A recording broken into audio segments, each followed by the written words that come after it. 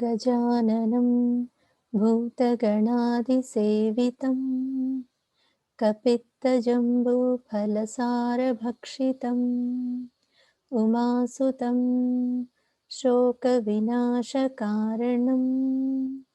नमामि विघ्नेश्वर पादपङ्कजम्।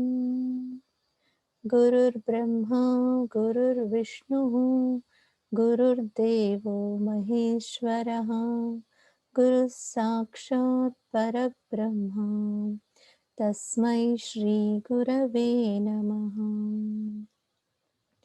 वागर्थाविव सम्पृक्तौ वागर्थप्रतिपत्तये जगतः पितरौ वन्दे पार्वती परमेश्वरौ।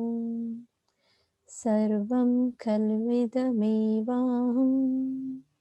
नान्यदस्ति सनातनं सर्वं खल्विदमेवाहं नान्यदस्ति सनातनं सर्वं खल्विदमेवाहं नान्यदस्ति सनातनं। ध्यान अरुणां करुणातरङ्गिताक्षीं धृतपाशाङ्कुशपुष्पबाणचापाम् अणिमादिभिरावृतां मयूखैः अहमित्येव विभावये भवानी।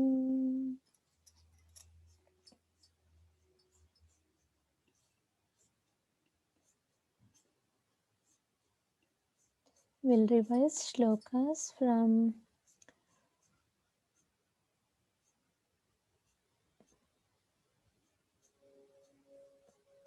Guru Murti.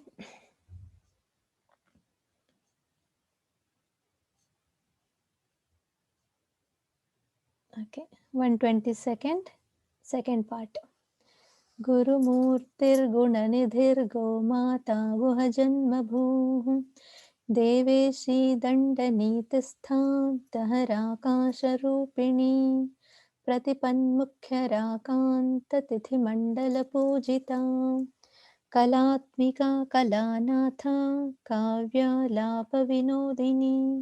सचामररमावाणी सव्यदक्षिणसेविता आदिशक्तिरमेयात्मा परमा पावनाकृतिः अनेककोटिब्रह्माण्डजननी दिव्यविग्रह क्लीङ्कारी केवला गुह्या कैवल्यपददायिनी त्रिपुरा त्रिजगद्वन्द्या त्रिमूर्तिस्त्रिदशेश्वरी त्र्यक्षरी दिव्यगन्धाढ्या सिन्दूरतिलकाञ्चिता उमा शैलेन्द्रतनया गौरी गन्धर्वसेविता विश्वगर्भा स्वर्णगर्भा वरदा वागधीश्वरी.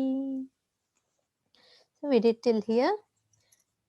What we understood was Amma is the one, what we see, what we hear, everything is Amma only. Right? She is the, from her only originated everything. She is Vishwagarbha. She gave birth to the whole cosmos. And Swarnagarbha, all the sounds have emerged from her only. Swarna are the sounds, the letters. And Varada Vagadishwari. She is the one who blesses us with everything we want. And she is the controller of our Vak. From sound, the sound comes from our Vak, right? So she is the controller of even our speech and all the sounds we hear. Now let's do the new one. Who would like to chant with me? Sitara. Let's do.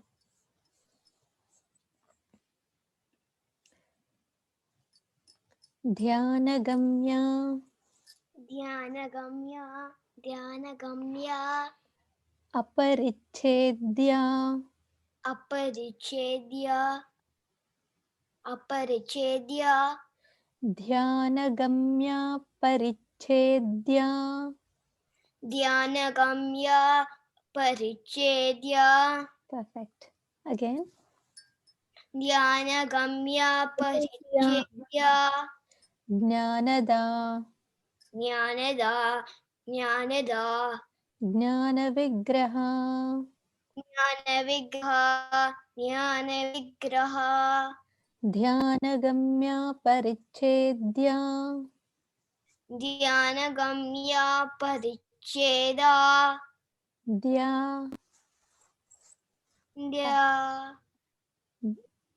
ध्यानगम्या परिच्छेद्या ध्यानगम्य परिच्छेद्य ज्ञानदा ज्ञानविग्रह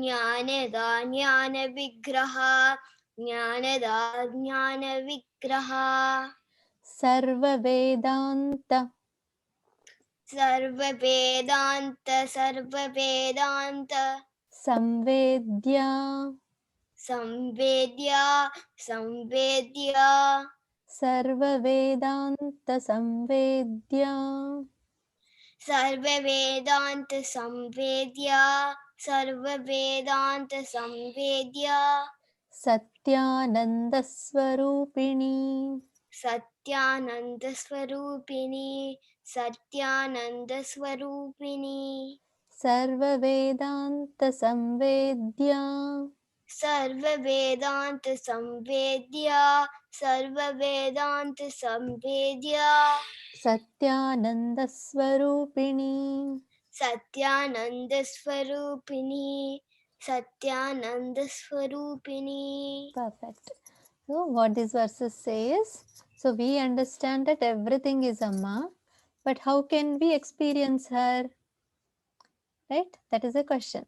So that can be possible only through meditation. That is Dhyanam.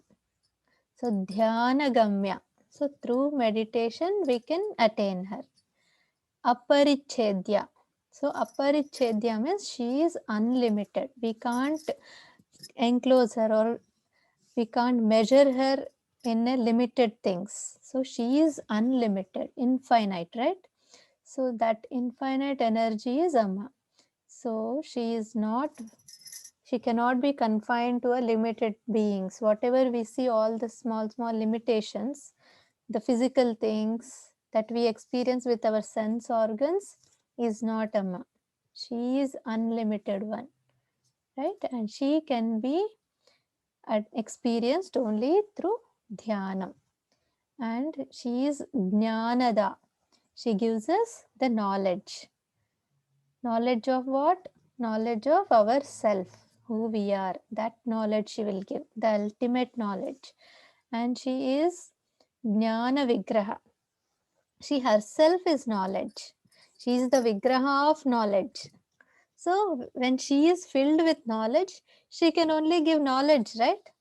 When she has everything filled with knowledge, see, whoever has whatever, they will give that. So a provision person will give whatever provisions he has, right? A clothes shop, we go there and whatever dresses are there, they will sell those dresses and we buy those. So whatever a person or someone will have, they will give. So what Amma has Jnanam. So Jnana Vigraha she is. So that's why she gives. Da means gives. So she will give us all the knowledge. She is Jnanada, Jnana Vigraha. Then she is Sarva Vedanta Samvedya. So Vedanta means, we know Vedas, right? 4 Vedas. So the end part of Vedas are called Veda Antas, Anta. And Vedanta is nothing but Upanishads. There are many Upanishads and they give the knowledge of our self again. So all our Shastras give and talk and keep on remind us about our self. You have to focus on yourself like that. So what all the Upanishads say, Sarva Vedanta Samvedya. So the knowledge of all the Upanishads is nothing but about that ultimate thing, the ultimate Satyananda Swarupini, the consciousness and bliss. Satyananda Swarupini. Amma is that form of ultimate knowledge, truth, bliss, and Satyananda Swarupini. The ultimate truth is Amma. She is the form of that bliss. Okay. Any questions? No? Clear, Aunty, clear. Yes, clear. Very good. Okay, let's repeat once together. ध्यानगम्या परिच्छेद्या ज्ञानदा ज्ञानविग्रहा सर्ववेदान्तसंवेद्या सत्यानन्दस्वरूपिणी. Next. Anybody else who would like to do with me? Surya? Let's do. लोपामुद्रार्चिता लोपामुद्रार्चिता लोपामुद्रार्चिता लीला लीला लीला लीला क्लुप्त लीला क्लिप्त लीला क्लिप्त लोपामुद्रार्चिता लोपामुद्रार्चिता लोपामुद्रार्चिता लीला क्लुप्त लीला क्लिप्त लीला क्लिप्त ब्रह्माण्डमण्डला ब्रह्माण्डमण्डला ब्रह्माण्डमण्डला. The D sound is pleasant. We don't have to stress too much. Brahmandamandala. Brahmandamandala. When we keep H next to any letter, then we stress it more. This is to denote D sound. And when there is small d, it is the sound. The, like drishya, dhyana. So, but here after small d there is H. So, we stress the dha. So, da becomes dha. Dhyana gamya we say. So, now it is D, which means the sound. When we keep H next to D, that becomes dha. The stressing D. Okay? Okay. Next. Adrishya. Adrishya. Adrishya. Drishya rahita. Drishya rahita. Drishya rahita. Adrishya drishya rahita. Adrishya drishya rahita. Adrishya drishya rahita. Vijñatri. Vijñatri. Vijñatri. Vedyavarjita. Vedyavarjita. Vedyavarjita. Vijñatri vedyavarjita. Vijñatri vedyavarjita. Vijñatri vedyavarjita. Adrishya drishya rahita. Adrishya drishya rahita. Adrishya drishya rahita. Vijñatri vedyavarjita. Vijñatri vedyavarjita. Vijñatri vedyavarjita. Perfect. So here the verses talk about Lopamudra. Now when we talk about all this ultimate truth, ultimate bliss and all, so at that state, now there is no physical things. So it is like no mudras, no mantras or all these things. So it is that ultimate blissful state where nothing exists, no physical. So that state is Lopamudra. And actually when we connect to the story, Agastya Maharshi, right? He is the one who gave this stotram to us. And the Maharshi's wife is Lopamudra. Her name is Lopamudra. So Lopamudra Archita. So she did the Archana of Amma. So Lopamudra Archita Leela Klupta Brahmanda Mandala. So, whom did she do the archana? She did the archana of the one who is playing this whole cosmos as a game. Leela. Leela means just like a play. She is just playing this as a Leela game, Brahmanda Mandala. So, Amma is the one who is running this whole Brahmanda, the cosmos, as a game. To that one, Lopamudra, the Rishi's wife, Rishika, she is a great Rishika. She herself did Amma's worship and then she attained special blessings and mantras from Amma directly. So she is very special. Only because Agastya Maharshi is the husband of Lopamudra, he got the knowledge of this Lalita Sahasranama. The eligibility was because he is husband of Lopamudra, which means Lopamudra is more devoted, more determined and spiritual than Agastya Maharshi also. So she is very important character, personality and great Rishika. And she worshipped Amma. Then whom else? What else is Amma? Adrishya Drishya Rahita. So she is not visible to our limited eyes. Adrishya. Drishya Rahita. She cannot be seen with these limited sense organs of eyes. She is Adrishya Drishya Rahita. Vijnatri Vedya Varjita. So she can only be known beyond these three. The three that we have, body, mind and intelligence, through that she won't be attained.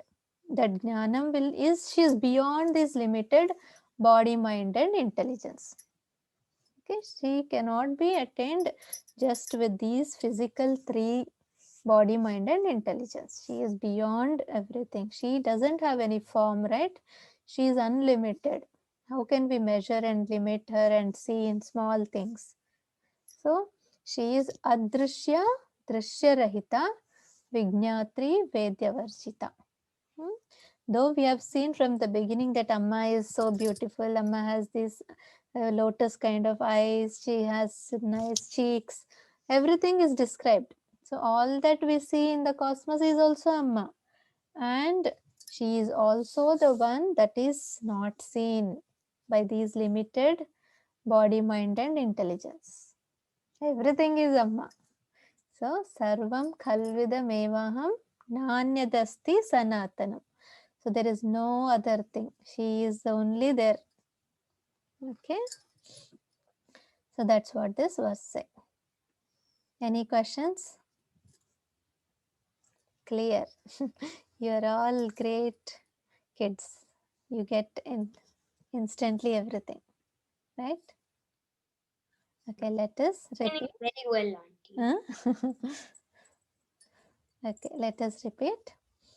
Lopamudrarchita Leela Klupta. Wait, let's do it again. Lopamudrarchita Leela Klupta Brahmanda Mandala Adrishya Drishya Rahita Vijnatri Vedya Varjita. In this Lopamudra verse, it has more syllables. It's a long one. That's why it's not coming in the flow. If we do it fast, it will come. Lopamudrarchita Leela Klapta Brahmanda Mandala. Okay. Who would like to chant first individually? Can I, auntie? Can we? Okay, Akshaya. ज्ञानगम्य परिच्छेद्य ज्ञानदान्यानविग्रह सर्ववेदान्तसंवेद्य सत्यानन्दस्वरूपिणी लोपमुद्राचिता लीला क्लिप्तब्रह्माण्डमण्डला अदृश्यरहिता विद्या ते वेदवर्जिता. Nice. Vijnatri. Vijnatri. Okay. Next. Surya Sitara. Surya.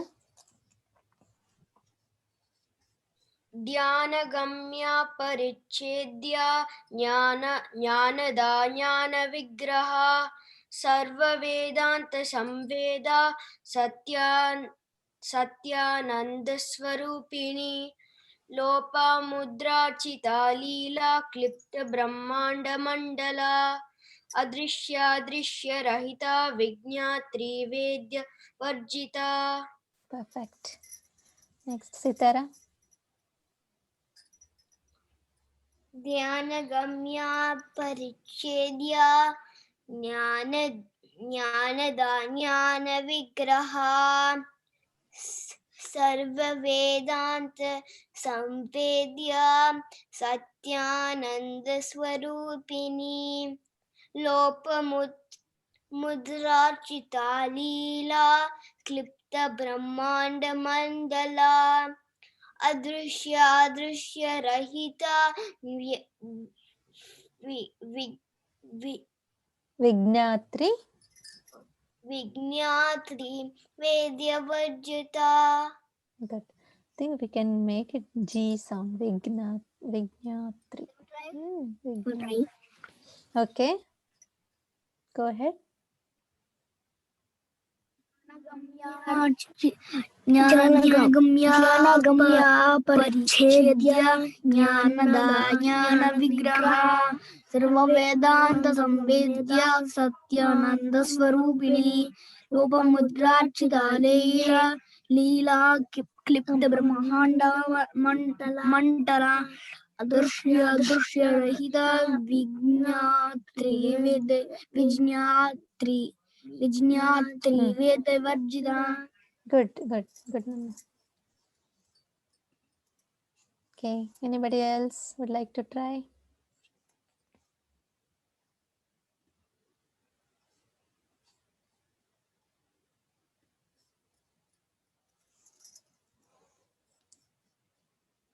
Okay. Fine. Then we'll do the final shlokas.